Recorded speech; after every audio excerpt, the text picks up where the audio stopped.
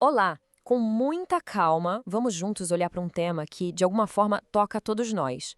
É uma reflexão sobre as histórias que a gente se conta e as verdades que às vezes escolhemos acreditar. Bem-vindas e bem-vindos ao nosso canal Medite e se Harmonize. E não se esqueça de se inscrever no nosso canal e apertar o sininho para não perder nenhuma publicação. E antes da gente começar, vamos encontrar um lugar de calma dentro de nós. Isso. Respira comigo. Puxe o ar bem devagar, sentindo ele preencher todo o corpo com presença. E solta, ainda mais devagar. Isso, deixando as tensões irem embora junto com o ar. Então, hoje a gente vai se aproximar de uma pergunta bem delicada, mas com muita gentileza e com muita curiosidade. Sabe, se tantas histórias, tantas narrativas que não são verdadeiras são construídas socialmente, por que será que elas encontram abrigo em tantas mentes, em tantos corações? Vamos fazer uma pausa bem aqui, só sentindo o peso dessa pergunta. Olha, a resposta para isso não é nada simples. Não é só sobre falta de inteligência ou pura ignorância, sabe? Tem algo bem mais profundo acontecendo. É um mecanismo que mora dentro de todos nós, uma herança antiga que acaba moldando como a gente vê o mundo, de jeitos que a gente nem sempre percebe.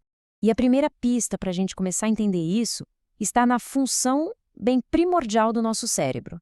Sabe, ele não foi exatamente desenhado para, em primeiro lugar, buscar a verdade absoluta. Ele foi desenhado para outra coisa, para buscar segurança, para nos manter com vida. Tenta imaginar, nossos ancestrais lá na savana, se eles ouvissem um barulho no mato, era muito mais seguro assumir que era um predador do que, sei lá, só o vento. Sabe, errar por excesso de cuidado garantia a sobrevivência. A segurança, ela sempre veio antes da verdade. E por milhares e milhares de anos, sobreviver significava uma coisa: pertencer a um grupo.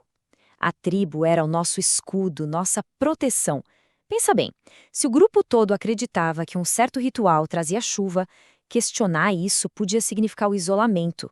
E o isolamento, lá na natureza, era quase uma sentença. Então, nosso cérebro ele aprendeu uma lição fundamental.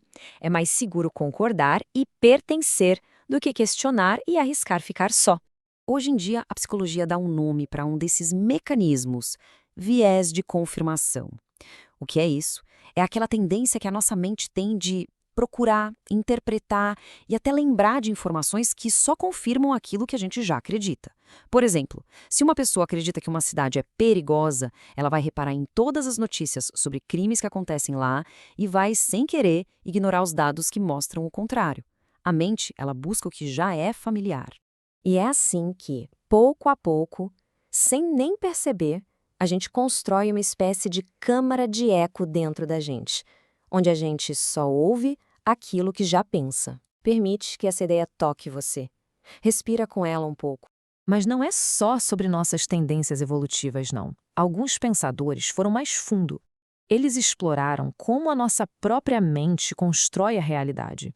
E eles observaram uma coisa curiosa. A gente não vive no mundo diretamente. A gente vive dentro das histórias que contamos sobre o mundo. Ou seja, aquilo que a gente fala sobre o mundo, a linguagem que a gente usa, sabe? As histórias que a gente repete de novo e de novo. Tudo isso começa a moldar o jeito que a gente o percebe. A narrativa, com o tempo, vira nossa realidade. E tem mais. Existe uma camada ainda mais profunda nisso tudo. Algumas ideias, algumas histórias, elas não se espalham só pela lógica ou pela repetição. Elas se espalham porque tocam em algo muito, muito antigo dentro de nós.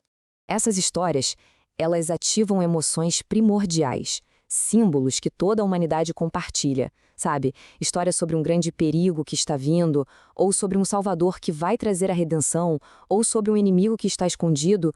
Quando uma narrativa consegue ativar esses sentimentos tão profundos, de medo ou de esperança, ela encontra um terreno fértil na mente de todos. E isso independe dela ser verdadeira ou não. Mas ok, se todos nós temos essas tendências, né? Por que é que algumas pessoas parecem acreditar mais facilmente, enquanto outras conseguem parar, observar e questionar? A resposta? Bom, a resposta nos leva para o nosso mundo interior. A psicologia nos mostra algumas coisas. Por exemplo, Em momentos de muita insegurança, de muito medo, a gente busca respostas simples e rápidas. Para quê? Para acalmar a ansiedade. Além disso, aquela necessidade de pertencer a um grupo, ela pode ser tão forte que acreditar no que o grupo acredita vira uma prova de lealdade. E, por fim, tem a proteção do nosso próprio ego. Tem uma observação muito profunda na psicologia que diz o seguinte: a gente tende a evitar aquilo que ameaça a imagem que a gente construiu da gente mesmo. Pensa comigo, se uma crença virou parte da identidade de alguém, tipo, eu sou o tipo de pessoa que acredita nisso, abandonar essa crença pode parecer que a pessoa está perdendo um pedaço de si mesma. E isso é uma dor muito profunda. E para evitar essa dor, a mente se agarra àquela crença, mesmo que apareçam evidências contrárias. Mas, em meio a todos esses mecanismos que parecem tão automáticos, existe uma boa notícia. Uma luz de esperança. A mesma natureza que nos deu um instinto de sobrevivência também nos deu a capacidade de refletir, de olhar para os nossos próprios pensamentos. E quando a gente cultiva a curiosidade, a calma, a nossa mente se torna mais livre, mais espaçosa. E assim, pouco a pouco, a gente aprende algo libertador. Mudar de ideia não é um sinal de fraqueza. Pelo contrário, é um sinal de coragem. É um sinal de crescimento. É como se a gente deixasse uma casa pequena e apertada para trás para poder viver num campo aberto, vasto. Isso requer a força de admitir "eu não sabia", para só então abrir espaço para o entendimento maior, mais amplo e mais compassivo do mundo. Respira mais uma vez comigo, sente teu corpo, sente teu coração. E o que acontece quando uma dessas grandes narrativas coletivas começa a se desfazer? Bom, essa pergunta fica para o nosso próximo encontro. Obrigada por ter ficado até aqui aprendendo com a gente. Compartilha com aquela pessoa que você acha que pode estar precisando ouvir isso. Respira e até já!